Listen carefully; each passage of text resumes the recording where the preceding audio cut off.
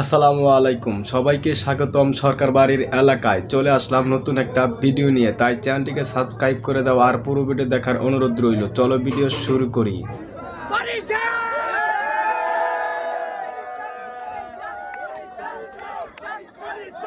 এটা আমি কি দেখতেছি? মহিলা মানুষের ড্যান্স দেখতেছি নাকি হিজড়া মানুষের ড্যান্স দেখতেছি জানি না।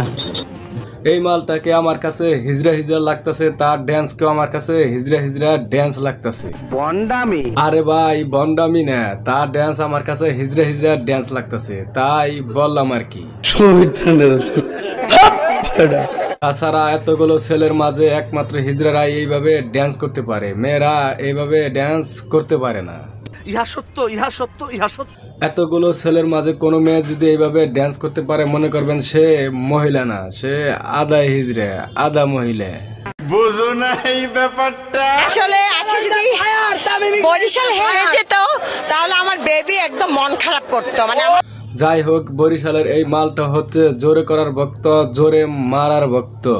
আমি বলুম না, আমার শরম করে। মাইন্ড করেন না, সে জোরে বল করার ভক্ত, জোরে 4-6 মারার ভক্ত, মানে সে খেলার ভক্ত। আসো খেলবো, খেলা হবে, খেলা হবে। মাঠের খেলা আর ঘাটের খেলা দুইটাই পছন্দ করে, তাই সে ঘাটের খেলা শেষ করে মাঠের খেলা দেখতে আইছে।